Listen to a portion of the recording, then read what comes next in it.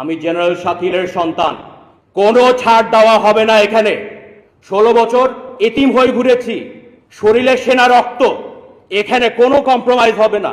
BDR হত্যাকাণ্ড শেখ হাসিনা ভারতের স্বার্থে আর নিজের ক্ষমতায় টিকার স্বার্থে এই জঘন্যতম হত্যাকাণ্ড বাস্তবায়ন করে। যে সেনাবাহিনীর কর্মকর্তারা আমাদের বাবাদের সাথে 57 জন অফিসারদের সাথে বেইমানি করেছে, তাদের বিচার এর আওতায় নিয়ে আসতেই হবে। একটা বড় কারণ পিলখানা হত্যাকাণ্ডের জন্য হচ্ছে বড়ইবাড়ি এবং রৌমারীর যুদ্ধে। তখন আমার বাবা রংপুর সেক্টর কমান্ডার ছিলেন এবং ওই যুদ্ধে ভারতের বিরুদ্ধে লড়াই করে বিজয় হয়ে এসেছিলেন। তখন থেকে আমার বাবা জেনারেল শাকিল ভারতের কাছে একটা টার্গেট হয়ে দাঁড়ায় যায়। বাবা যখন বিডিআরের ডিজি হয়ে ভারতের আধিপত্যের বিরুদ্ধে লড়াই করতে এসেও বাবা বিজয় হয়ে এসেছিলেন এবং বাবা যখন ডিজি তখন 2007-08 সাল থেকেই কিন্তু ভারত পরিকল্পনা শুরু করে, যার কারণে বিডিআর হত্যাকাণ্ড শেখ হাসিনা ভারতের স্বার্থে আর নিজের ক্ষমতায় টিকার স্বার্থে এই জঘন্যতম হত্যাকাণ্ড বাস্তবায়ন করে।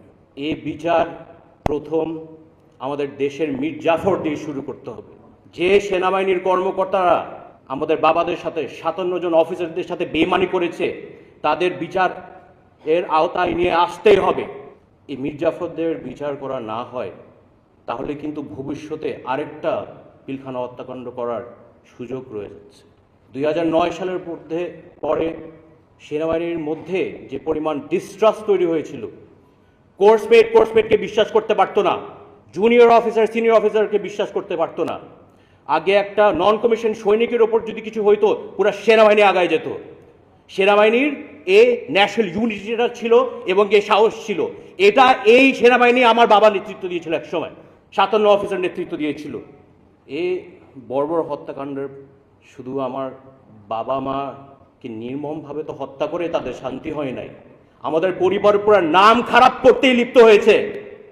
শুধু একটাই কারণ, একটাই মেসেজ, সেনাবাহিনীর কর্মকর্তা যদি হয় তাহলে পিলখানার মতোই তাদের অবস্থান হবে। শুধু অফিসারদের তো শেষ করে নাই, পরিবারের মানহানি করতে করতে শেষ করে দিয়েছে। এই মুন্নিসা থেকে এটা প্রথম শুরু হয়।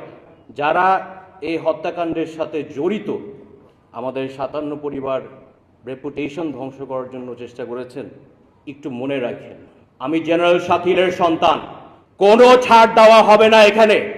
16 বছর এতিম হয়ে ঘুরেছি, শরীরে সেনা রক্ত, এখানে কোনো কম্প্রোমাইজ হবে না। There will be no ifs or buts. এদের বিচারের আওতায় নিয়ে আসতেই হবে।